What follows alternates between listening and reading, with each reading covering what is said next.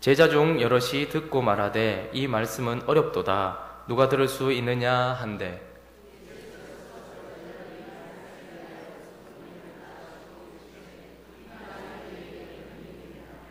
그러면 너희는 인자가 이전에 있던 곳으로 올라가는 것을 본다면 어떻게 하겠느냐?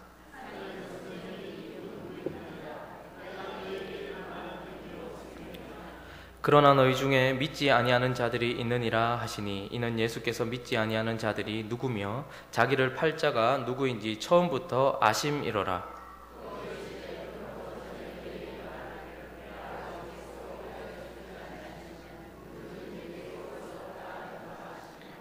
그때부터 그의 제자 중에서 많은 사람이 떠나가고 다시 그와 함께 다니지 아니하더라. 시몬 베드로가 대답하되 주여, 영생의 말씀이 주께 있사오니 우리가 누구에게로 가오리까?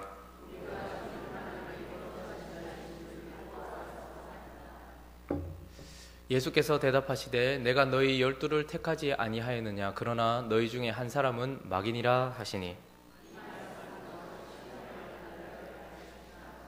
그는 12 중에 하나로 예수를 팔 자더라.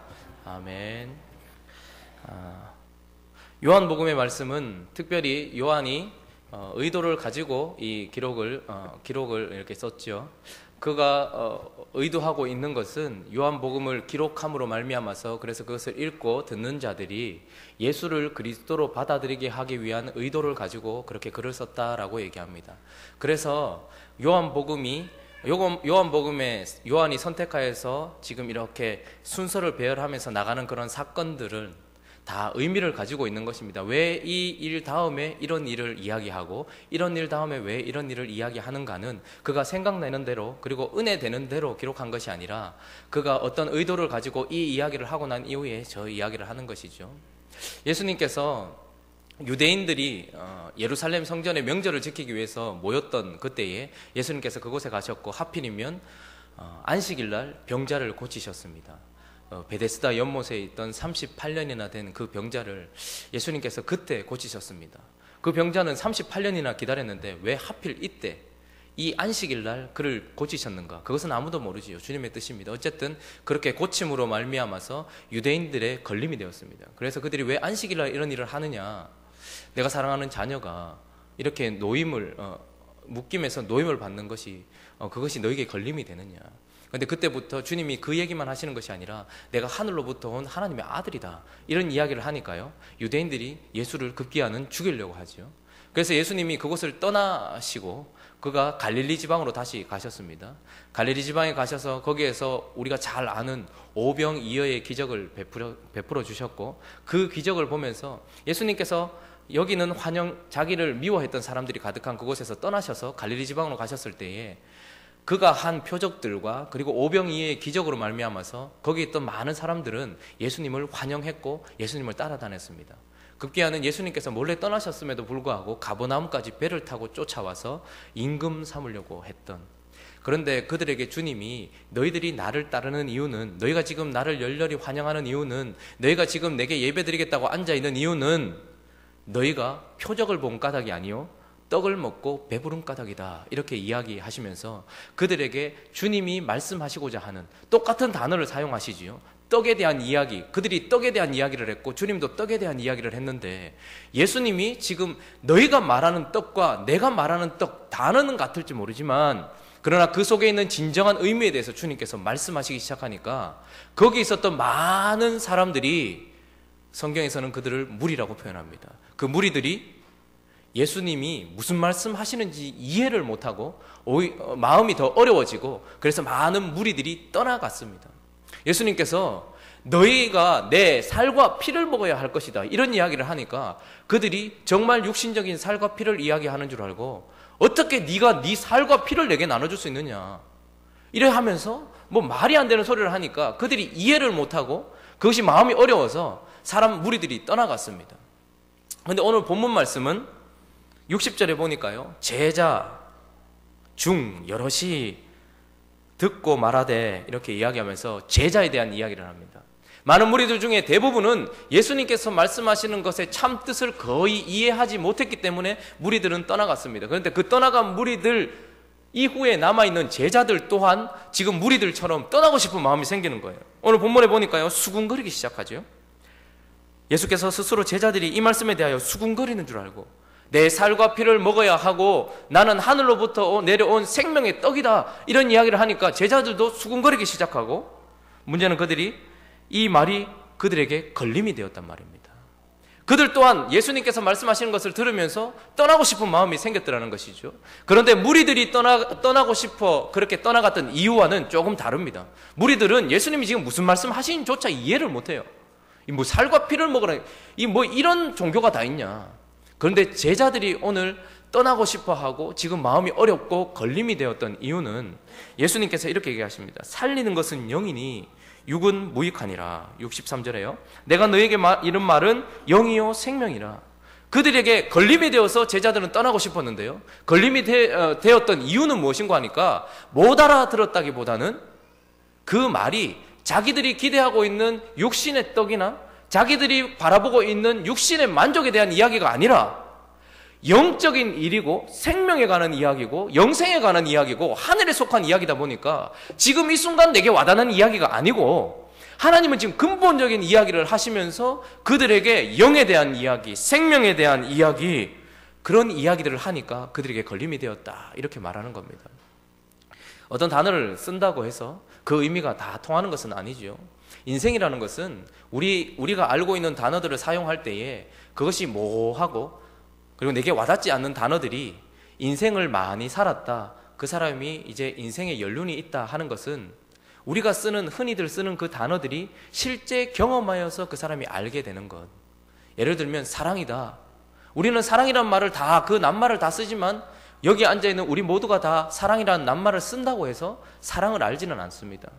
자식을 키워봐야 아는 것이고, 한 남자는 여자를 사랑해봐야 아는 것이고, 사랑하는 사람을 잃어봐야 하는 것이고, 이렇듯 우리가 사용하는 단어들은 그냥 우리 입으로 툭 나왔다 해서 아는 것이 아니라 실제로 경험하여서 그 단어 안에 있는 그 의미를, 그 뒤에 있는 진짜 의미를 알아가는 것, 그것이 인생이죠. 신방을 하다 보면 이렇게 어떨 때는 잘 모르시는 분이, 제가 잘 모르시는 분이 상담을 요청하기도 합니다. 자기 이야기를 하기도 하죠. 근데 이야기를 하다가 그분이 이제 자녀를 그 어머니보다 먼저, 그 어머니가 자기 자식을 먼저 앞서 보낸 겁니다. 마음이 얼마나 아픕니까?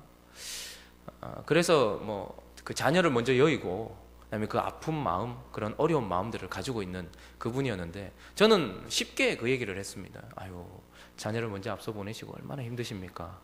자녀를 여의시고 얼마나 삶이 힘드십니까? 그런데요, 집에 가만히 이렇게 생각을 해보니까 제가 그렇게 쉽게 내뱉은 단어의 의미를 진짜 내가 알고 있는가? 자녀를 여의다라는 그 의미를 내가 알고 있는가? 근데 문득 저희 할머니가 떠올랐습니다. 저희 큰아버지가 할머니보다 먼저 돌아가시던 그날에 저희 할머니가 지금까지 제가 본 얼굴 중에 가장 어두운 얼굴로, 그리고 그 큰아버지를 먼저 보내던 그때에 할머니는 거기 가시지를 못하시더라고요. 그러면서 그 할머니가 그 단어를 감히 입에도, 내가 내 자식을 먼저 앞서 보냈다라는 그 말을 감히 입에도 담지 못하는, 그래서 한 번도 큰아버지에 대해서, 큰아버지가 돌아가시고 나서는 주변에 있는 그 누구도 할머니에게 그 얘기를 꺼낸 적이 없습니다. 그러니까 할머니는 여의다라는 그 의미를 정확하게 알고 계시는 겁니다. 경험하여 알고 있고 그 단어의 진짜 의미를 알고 있다는 겁니다.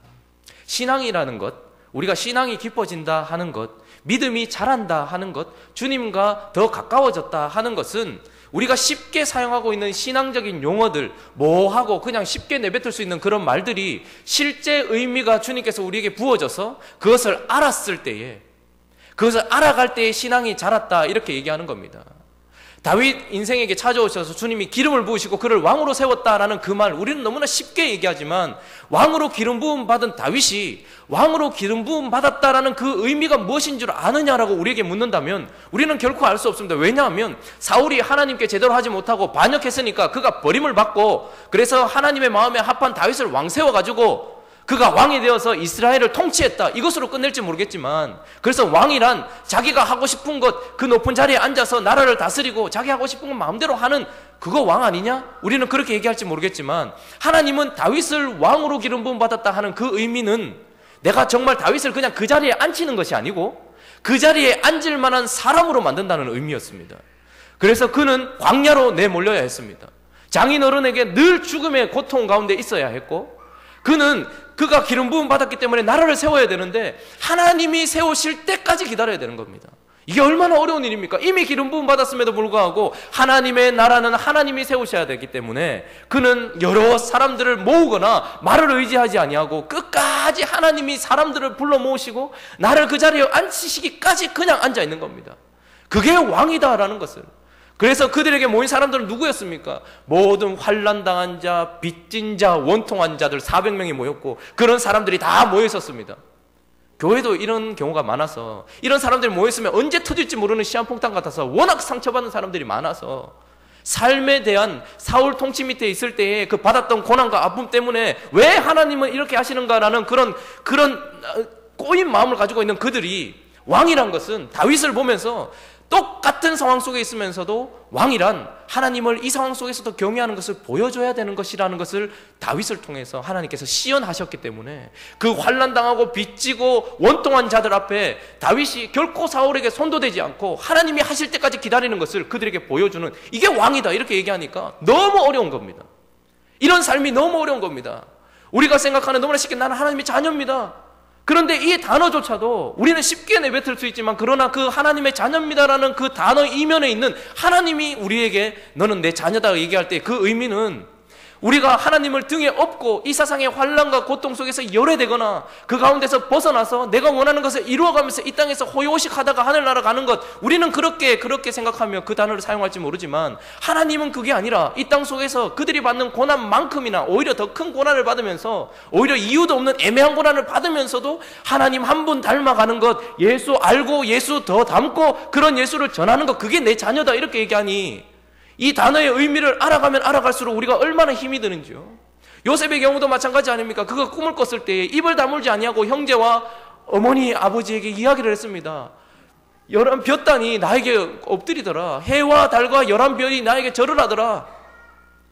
요셉의 마음속에는 내가 높은 자리 가겠구나 그런 생각이 들었고, 하나님은 그에게 너는 총리가 될 것이다 얘기하셨을 것입니다. 그런데 총리라는 그 단어 이면에 하나님께서 말씀하시는 총리는 가는 것도, 총리가 되려고 하면 애굽이라는 좀 큰 나라에 가서 제대로 된 교육도 받고 승승장구하고 이렇게 가야 되는 것 아닙니까? 그런데 하나님이 말씀하시는 총리라는 것은 형들에게 팔려야 되고, 그래서 애굽으로 가는 겁니다. 그리고 그 나라의 정치를 알아야 되는데 그것은 감옥에 갇혀서, 억울하게 감옥에 갇혀서 그 나라 정치를 알아가는 것, 그렇게 그가 세워지는 것, 하나님의 마음을 아는 것은, 하나님의 뜻을 아는 것은 형들이 나를 판 것이 아니라 하나님이 나를 보내셨다는 것을 그 알기까지 그 감옥 속에서 끊임없이 술 맡은 간원장에게 그렇게 얘기하지 않습니까? 나는 여기에 들어올 잘못은 안 했습니다. 당신이 나가시거든 나를 기억하사 바로에게 내 얘기 좀 해주십시오. 그런데 만 2년 동안이나 더 갇혀 있으면서 그가 깨닫게 되는 것, 그가 총리가 되었던 이유조차도 형들이 나를 판 것이 아니라 하나님이 당신들의 손을 사용하셔서 나를 보내셨다는 것을 깨달아 그 나라의 총리가 되는 것, 그리고 그가 총리가 되는 것 또한 내가 호요식하면서 내 가족 정도 살리는 정도가 아니라 애국과 전역의 생명을 살리시기 위해서 하나님께서 일하신다는 것, 이런 의미들을 우리가 알아갈 때에 이것이 신앙이 자란다라고 이야기하는 것입니다. 오늘 제자들이라고 불리는 이들에게 주님이, 떡 보고 찾아왔던 제자들에게 주님이 이제 한 걸음 더 나아가서 주님이 말씀하시는 생명의 떡, 주님이 말씀하시는 하늘의 양식에 대한 이야기, 그들이 쉽게 사용했던 그 단어의 진짜 내용을 이야기하시니, 살리는 것은 영이다. 너가 생각하는 것처럼 육신의 어떠한 것이 아니고 하늘에 속한 것이며, 내가 너에게 이런 말은 영적인 일이고 생명에 관한 이야기다. 너희가 바라는 것처럼 잘 먹고 잘 살고 떡 부족하지 않는 12광준이 남은 그런 이야기가 아니고, 내가 하는 말은 영적인 관한 이야기다. 그 내면에 더 깊은 의미가 있다. 이렇게 얘기했더니 제자들이 그 말씀이 걸림이 되었다는 겁니다. 우리가 예수님 따라가는 우리에게 어려운 것은, 그들이 지금 여기 보십시오. 제자 중 여럿이 듣고 말하되 이 말씀은 어렵도다. 누가 들을 수 있느냐. 이 말이 지금 그들이 못 알아들었다는 말입니까? 제가 주한테 그렇게 얘기합니다. 말 좀 들어라. 아빠 말 좀 들어라. 그 말이 귀를 열어라는 말입니까? 아니면 내가 했던 말을 행동으로 옮겨라는 말입니까? 행동으로 옮겨라는 말입니다. 그런데 제자들이 지금 걸림이 되었던 이유는 주님이 말씀하시는 것이 어려워서 전혀 못 알아듣는다기보다는 그 의미가 내가 삶으로 옮기기에는 너무 어렵다는 이야기입니다. 내가 이제 주님 따라가는 것은 육신의 모든 것을 버리고 오직 하나님 원하시는 대로 영적이고 하늘에 속한 그냥 이 땅에서는 정말 나그네로 살고 그렇게 가야 된다는 것을 의미한다는 것을 그들이 알고 보니까 야, 이거 내가 메시지 성경에는 이렇게 번역했더라고요. 받아들이기 어렵더라. 받아들이기 어렵더라. 어떤 성경에 번역하기를 내가 이것을 실천하기가 어렵더라. 이렇게 번역되어 있습니다. 그러니까 제자로 살고 있는 우리에게 정말 주님이 걸림이 되는 이유는 주님이 우리에게 요구하시는 것이 내가 원하는 것과 다르기 때문에 그렇습니다. 더 깊은 것을 의미하기 때문에 걸림이 되었다라고 이렇게 이야기하는 것입니다. 못 알아들어서 떠나는 것이 아니라 주님의 말씀대로 해보려고 하니까 이게 우리에게 너무 걸림이 되는 것이죠. 신앙생활할 때 우리도 마찬가지 아닙니까? 주님이 우리에게 더 깊은 의미를 이야기하실 때에 정말 그 의미를 몰라서 우리가 못하는 것입니까? 아니면 그 말을 실천하려고 해보니까 너무 걸림이 되어서 못하겠다는 것입니까? 우리가 너무 쉽게 사용하는 승리라는 단어 있지 않습니까? 야, 승리해! 승리해라! 승리하는 삶 사세요!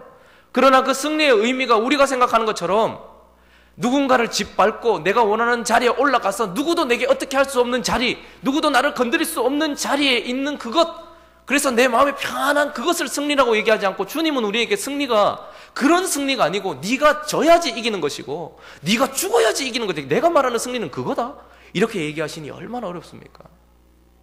이게 우리에게 걸림이 되더라는 것입니다. 제가 좋아하는 찬양 중에 이 승리라는 찬양이 있는데요, 그 가사가 이렇습니다. 승리가 무엇인 줄 아느냐? 승리가 무엇인 줄 아느냐? 더 좋고 편한 가능성의 유혹을 저련히 잘라버리고 오직 주님만 따라가는 것, 그게 승리다.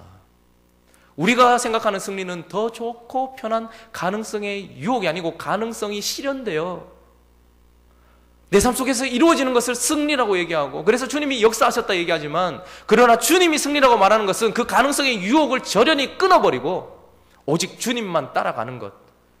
네가 아무리 뭐 천만금을 준다 해고 너에게 모든 것을 준다 할지라도 주님이 기뻐하시지 않는다면 그것을 잘라내고 그 자리에 가지 않고 나그네처럼 허름하게 사는 것, 주님은 그거 보고 승리했다 이렇게 얘기하시는 거예요. 또 이렇게 얘기합니다.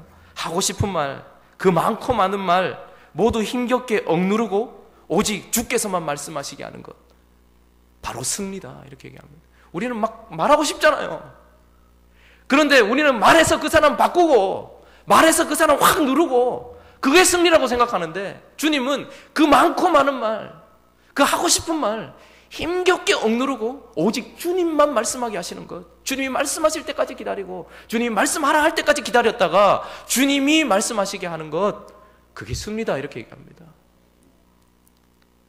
또 이렇게 얘기합니다. 치열한 죄와 자기와의 싸움을 허옇게 잠재우고 오직 주님만 내 안에 사시게 하는 것, 얼마나 자아를 나타내고 싶은 우리입니까? 그래서 승리란 세상 속에서 내 이름 드러내고 나 드러나고 그렇게 사는 것이 승리라고 생각했고, 많은 사람들이 나 알아주는 게 승리라고 생각했는데 그게 승리가 아니고, 주님이 말씀하시는 것은 아무도 알아주지 못해도, 아무도 몰라도 저 시골 어떤 곳에 처박혀서라도, 아니면 저 선교지 어디에 처박혀서, 아니면 교회 어느 한 구석에서 아무도 몰라주는데도 그냥 내가 왜 이래야 되는데 막 이런 억누름들 참아가면서 내 안에 주님이 사시게 하는 것, 그게 승리다 이렇게 얘기하니 이게 얼마나 우리의 삶에 걸림이 됩니까? 주님 말씀하실 때마다 걸림이 돼요. 주님 따라가면 따라갈수록 걸림이 됩니다. 그래서 제자들이 이거 듣기 어렵도다, 받아들이기 어렵도다, 걸림이 되더란 말입니다. 우리가 기도라는 것도 그렇습니다. 우리 쉽게 말하는 그 기도, 우리가 의미하는 그 기도, 우리가 말하는 것은 내가 무슨 문제가 있고 소원이 있으면 그것을 하나님께 아뢰고 간절하게 아뢰면 하나님이 들어주셔서 그것이 해결되는 것, 그게 기도다 이렇게 얘기하지만, 주님은 그게 기도라고 하지 아니하고 하나님 앞에 서서 환경을 바꾸고 내 문제를 바꾸는 것이 우리는 기도라고 생각하지만, 주님은 그게 아니라 주님이 뭐라 말씀하시는지를 듣고 주님께 기도할 때에 내가 원하는 대로 이루어지지 않아도 기도란 것은 나를 바꿔가는 것이다 이렇게 얘기하시니 기도에 대한 의미를 알고 보니 얼마나 힘이 드는지요. 내가 너에게 이런 것은 육에 속한 것이 아니고 영에 대한 이야기다. 이것이 우리에게, 제자된 우리에게 걸림이 됩니다. 예배라는 것도 마찬가지입니다. 주일날 한번 오고 신앙 좀 더 좋아지면 수요예배 오고 좀 더 이제 뭐 좀 갈급해지면 금요철에도 와서 기도 좀 하고 이걸 예배라고 생각하고 그래서 좀 뭐 더 나가서 이제 새벽에도 좀 나오고 이걸 예배라고 생각하는 우리에게 아니 월요일부터 주일까지 너의 눈 뜰 때부터 아니 눈을 감고 잘 때에도 하나님 앞에 서 있다는 것을 기억하여서 너를 거룩하고 정결하게 하나님 앞에서 살아가는 것 그게 예배다 말씀하시니 이게 얼마나 어려운 이야기냐 말입니다. 화평이라는 것도 마찬가지입니다. 얼마나 어렵습니까? 화평이라는 것이. 우리가 세상이 원하는 화평은, 세상이 추구하는 화평은 저 사람들을 잠재웁니다. 삑소리도 못하게 만들면 화평해지잖아요. 조용해지지 않습니까? 근데 하나님은 그게 화평이라고 얘기하지 않고 내가 죽는 것 그게 화평이라고 얘기하시니 얼마나 어렵습니까? 네가 죽어서 조용하게 만들어라. 네가 손해봐서 조용하게 만들어라. 우리가 말하는 화평과 주님이 말하는 화평, 우리가 말하는 떡과 주님이 말하는 떡이 너무 다르니 이게 우리에게 걸림이 되더라는 말입니다. 주님이 가시면서 우리에게 단 한 가지 얘기하셨습니다. 무엇을 얘기하셨습니까? 서로 사랑하라. 사랑이라는 단어를 우리가 원하는 대로 해석한다면 그 정도야 우리도 할 수 있습니다. 그러나 진짜 사랑 한번 해보십시오. 오늘 이 제자들 앞에 주님이 말씀하셨던 것처럼 내가 말하는 것은 내가 너에게 이런 말은 영이요 생명이다. 영적인 것을 얘기하는 거거든. 너희가 말하는 사랑, 좋으면 인사하고 좋으면 웃어주고 조금 참아주고 이게 사랑이 아니고 사랑은 네가 받은 그대로 이웃에게 나타내는 것인데 첫 번째 조건이 오래 참는 것이다. 첫 번째 조건이 무조건이다 이렇게 얘기합니다.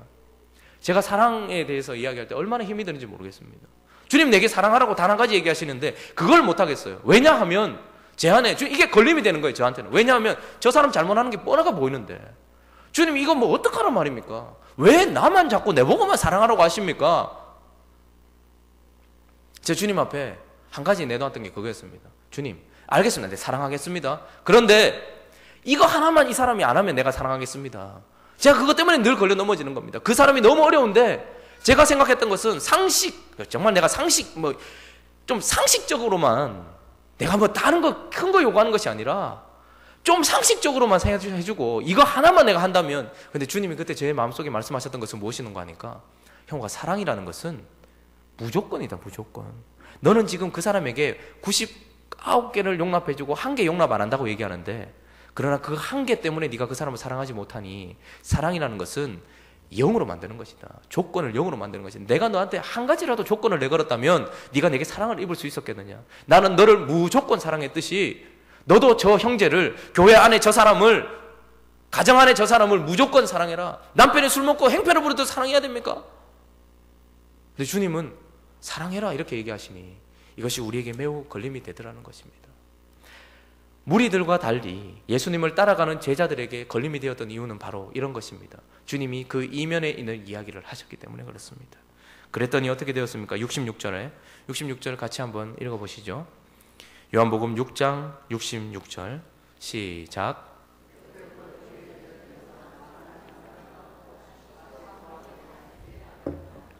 주님이 그의 제자라고 자청하고 있는 우리에게 주님의 깊은 의미를 이야기하시니 너 사랑해라. 목사라는 것도 마찬가지입니다. 전도사에서 강도사 되고 목사 더 높아지는 것이 목사다 이렇게 생각하면 참 편할 텐데 주님이 우리에게 말씀하시는 목사란 더 낮아지는 것이며 너희 모든 것을 내려놓고 교회를 위해서 헌신하는 것이 목사다. 장로님도 마찬가지 아닙니까? 장로님이란 자리는 올라가는 것이 아니라 성도들 가장 밑에 내려가서 섬겨야 되는 자리다. 권사님이란 무엇입니까? 내 기도 제목 말고 교회를 전체를 생각하면서 기도해야 되는, 자꾸 우리를 내려시고 우리는 직분이 올라가니까 올라갔다 얘기하는데 주님은 우리를 자꾸 낮추는 것이 내가 말하는 권사요, 집사요, 장로요, 목사요, 성도다 이렇게 얘기하시니 그때부터 그의 제자 중 많은 사람이 떠나가고 다시는 그와 함께 다니지 아니하는 겁니다. 우리는 어떠합니까? 주님이 우리에게 말씀하십니다. 어떤 권사님이 이런 얘기를 하시더라고요. 난 성경 공부 안 할래요. 나는 예배 안 드릴래요. 난 주님 몰랐으면 좋겠어요. 왜냐하면 모르면 그냥 살겠는데 알고 안 하면 진짜 나쁜 거잖아요. 진짜 나쁜 거잖아요. 근데 이거 알고 이거 하기가 너무 힘들다는 겁니다. 근데 그분은 정말 그렇게 살려고 노력했던 사람입니다. 그러면 그런 어려움이 생기는 겁니다. 걸림이 생기는 겁니다. 이거 왜 하노 이거를. 모르면 모르겠는데 이제 내가 알았는데 이제 어쩌노 이거. 안 거 이거 왜 사노. 주님이 내게 말씀하시는 거 이거 왜 살고. 그래서 많은 사람들이 그와 다시는 함께 다니지 않는 겁니다. 이것이 교회를 떠났다라는 의미겠습니까? 다시는 주님도 안 보고 이런 의미겠습니까? 주님과 함께 다니지 않는 것은 지금 우리가 교회 안에 있으면서도 가능한 일입니다. 그와 함께 다니지 않았다. 같이 동행하고 있으면서도요, 주님 뜻대로 하지 않고 이제 주님이 내게 말씀 못 하시도록, 말씀하시면 그냥 막 모른 척 하는 거죠. 주님과 동행하고 있는 것이 아니라 그냥 내 필요할 때만 주님에게 찾아가는 거죠. 그와 함께 다시 다니지 아니하는 우리 신앙이 이런 걸림이 딱 찾아왔을 때 많은 사람들이 이제 다시는 주님이 내게 말씀하시는 대로 따라가지 않고 그냥 내 원하는 대로 신앙생활을 하는 겁니다.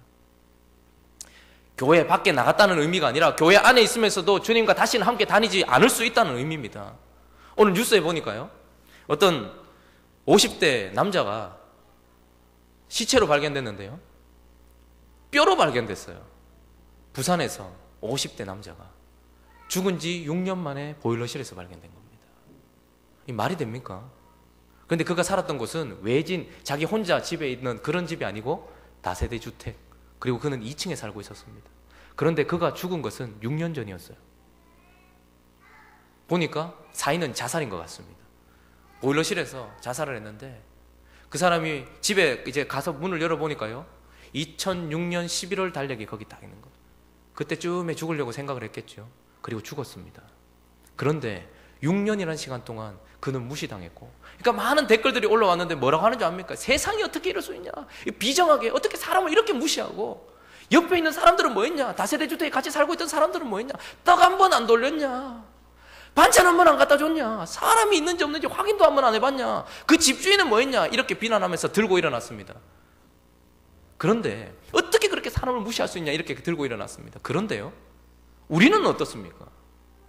주님이 우리와 같은 다세대 주택에 살고 계시면서 우리 속에 와서 함께 거하고 계신다 하는데 우리는 그 사람 무시하듯이 죽은 지 6년이 된 지도 뭐 죽었든지 말든지 그 사람이 뭐라고 비명을 질렀든지 말든지 상관 안 하는 것처럼 주님이 우리에게 늘 말씀하셔도 귀를 닫고 앉아있을 수 있는 게 우리입니다. 같은 공간에 있다고 주님과 동행하는 게 아니라는 말입니다. 많은 사람들이 주님의 말씀에 걸림이 되니까 그냥 무시해버리는 겁니다. 주님과 다시는 다니지 아니하는, 같은 공간에 있다고 해서 주님과 같이 가는 게 아니라는 말입니다. 사람들이 어떻게 그 주변에 있는 사람들이 그렇게 할 수 있냐. 그런데 많은 신앙인들이 그 6년 전에 죽은 사람처럼 우리 주님을 그렇게 대하더라는 말입니다. 주님이 뭐라 말씀하시는지, 주님은 무엇 때문에 아파하시는지, 주님은 지금 우리에게 무엇이라 말씀하고 계시는지, 그리고 지금 주님은 어디로 가시려고 하시는지 그냥 무시해버리고 몰라 이것이 우리의 인생이라는 말입니다. 근데 그렇게 사는 자를 65절에 보면 너희에게 말하기를 내 아버지께서 오게 하여 주시지 아니하시면 이렇게 얘기하시죠. 그러면서 64절에 보니까 너희 중에, 64절요, 너희 중에 믿지 아니하는 자들이 있느니라.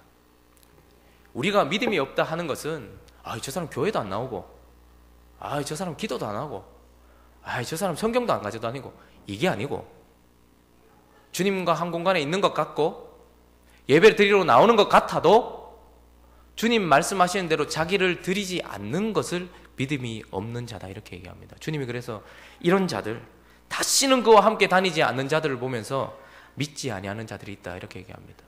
그래서 믿음이란 나를 드리는 것이 믿음입니다. 우리 가운데 저도 사실 신앙생활 하는 게 사실 매우 두렵습니다. 솔직히 말씀드리면 두렵습니다. 왜냐하면 주님을 알아가면 알아갈수록 그분은 제가 알고 있던 의미의 단어를 더 깊은 주님에 속한 의미로 내게 가르쳐 주시면서 더 많은 것을 제게 요구하시는 듯합니다. 사역자란 이런 게 아니야, 목사란 이런 게 아니야, 교회란 이런 게 아니야, 기도란 그런 게 아니야, 말씀대로 산다는 건 그런 게 아니야 라고 말씀하실 때마다 제가 그 말씀에 맞추어서 내 자신을 바꾸고 드리려고 할 때에 매우 걸림이 되기 때문에 그렇습니다. 손해봐야 되는 것도 많고 내려놔야 될 것도 많기 때문에 그렇습니다. 그래서 많은 자들이 주님을 떠났다, 이렇게 얘기합니다. 우리는 어떻습니까? 우리 여기 앉아 계신 집사님들, 권사님들, 우리 장로님, 걸림이 되지 않습니까? 주님 말씀대로 사는 게 걸리면 안 됩니까? 세상 속에서. 그래서 이 당황스럽고 이 당혹한 이 상황 속에서 나는 그러면 어떻게 할 것인가? 주님 우리에게 물으십니다.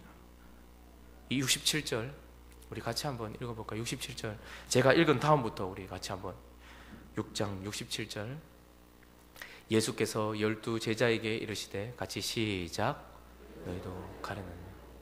주님 우리에게 물으십니다. 너희도 가려느냐. 자, 나는 2013년을 너에게 선물로 주었고 너에게 표로 이렇게 오직 예수 더욱 사랑이라는 표도 주었고 예배 때마다 너에게 이야기하며 너희 삶 속에 항상 같이 하는 너희 주인인데, 그런데 너희가 생각하는 육신의 떡이 아니라 생명의 떡에 대한 이야기를 하든, 그리고 너희가 생각하는 그런 평안함과 안식함이 아니라 내가 생각하는 평안함과 안식함을 너희에게 얘기할 때에 너희 마음 가운데 걸림이 되었다. 자, 너희도 가려느냐? 주님 오늘 우리에게 그렇게 물으십니다. 어떻게 하시겠습니까? 68절의 이 말씀이 우리의 결론이 되기를 간절히 소원합니다. 68절의 이 말씀, 시몬 베드로가 대답하되 주여 영생의 말씀이 주께 있사오니 우리가 누구에게로 가오리이까? 모두 다 떠나버린 인기인으로 급부상했던 주님 곁에 수없이 많은 사람들이 둘러싸고 있었던 그때에 나도 좀 주님 옆에서 오른팔 왼팔 하면서 좀 어깨 좀 힘 좀 주고 목에 힘 좀 주고 살려고 했던, 그런데 한 명, 두 명 떠나더니 많은 사람들이 가버리고 이제는 정말 좁은 길이 되어버리고 많은 사람들이 가지 않는 길이 되어버린 그때에 주님이 제자들에게, 그리고 오늘 우리에게 너희도 갈래? 이렇게 물으실 때에 영생의 말씀이 주께 있사오니 우리가 누구에게로 가오리이까? 베드로에게 있어서 정말 중요했던 것은 이제 육신에 속한 것이 아니라는 것을 그가 깨달았습니다. 영생이 우리에게 절실하게 필요하다는 것을 깨달았고 하늘에 속한 것이 정말 우리에게 필요한 것임을 깨달았다는 것입니다. 우리가 삶을 살 때에 우리에게 필요한 많은 것들이 있습니다. 그러나 그것이 부질없다는 것을 깨닫는 것이 믿음의 진보요 성장입니다. 그래서 정말 내게 필요한 것은 하늘의 것이고 하나님에 속한 것이라는 것을 깨닫는 것. 내게 돈도 필요하고 물질, 명예, 사람, 건강 다 필요하지만 그러나 그 중에서도 이 모든 것들은 옵션으로 우리한테 오는 것이고 내게 정말 필요한 것은 하나님께 속한 하늘에 속한 영생이기 때문에, 그래서 내가 지금 영생의 말씀은 다른 데 없고 주께 있는데 우리가 어디로 가겠습니까? 주님, 내가 살 떨리는 것도 사실입니다. 주님 말씀대로 살 때 우리가 어떻게 그렇게 의기양양히 그렇게 갈 수 있겠습니까? 많은, 그러나 영생의 말씀, 정말 우리에게 필요한 것은 하나님께서 우리에게, 사람들이 하나님께 큰 선물을 받았습니까? 무슨 선물을 받았습니까? 주님이 우리에게 주신 선물에서 뚜껑을 딱 열어봤는데요, 한 아이가 우리에게 난 겁니다. 사람들은 실망해서 이거 뭐냐 이거, 너희에게 정말 크고 기쁨의 좋은 소식을 주었다. 그래서 뚜껑을 툭 열어봤는데요, 누가복음 2장에 뚜껑을 툭 열어보니까 한 아이 우리한테 준 겁니다. 그러니까 사람들이 실망을 하는 거예요. 이게 뭐냐 이게, 지금 실제 내한테 필요한 게 뭔데 주님 이거 주시냐. 근데 주님은 우리를 보시면서 너에게 정말 필요한 것은 생명이다. 왜냐하면 너희 죽어있기 때문에 그렇다. 예수 그리스도가 너에게 필요하고 그분의 영생이 필요하며 그분의 말씀이 너에게 필요하다. 너희가 생각하는 것처럼 너에게 와닿는 그것이 아니라 정말 이것이 필요하다. 이렇게 얘기하며 우리에게 그것을 주셨을 때에 이 제자들이 주여 내게 정말 필요한 영생, 하나님에 속한 것, 영적인 것이 오직 주께 있사오니 우리가 어디로 가겠습니까 주님? 그렇게 고백하더라는 것입니다. 오늘 이 밤에 저는 이 밤이 좀 다짐하며 기도하는 밤이 되었으면 좋겠습니다. 결론적으로 오늘 이렇게 주님 앞에 고백할 수 있는 이유가 무엇입니까?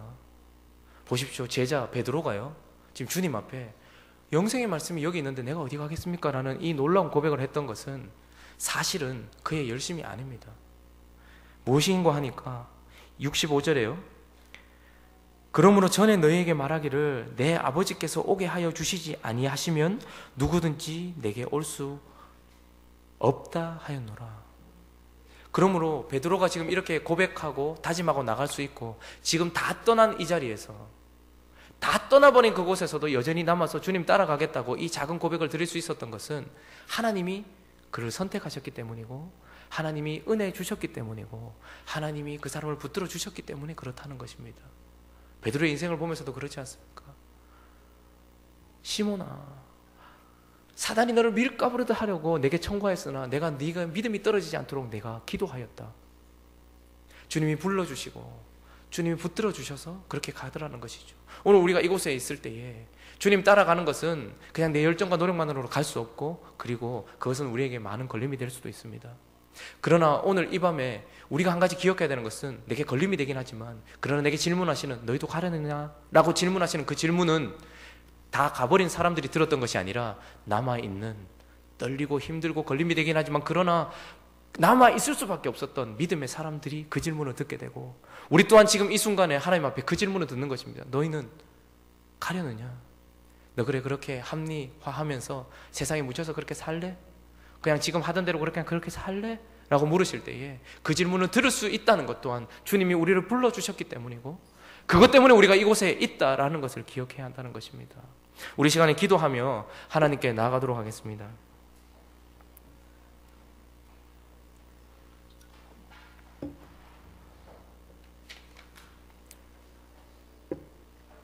주님이 우리에게 말씀하십니다. 어떨 때는 나가고 싶은데 멈춰서라고 말씀하시기도 하고, 어떨 때는 멈춰서고 싶은데 나아가라고도 말씀하시기도 합니다. 자기의 주관에 있는 우리가 이 말씀대로 하기가 얼마나 어렵습니까? 걸림이 됩니다. 주님은 우리에게 깊은 이야기를 하시기 때문에 그렇습니다.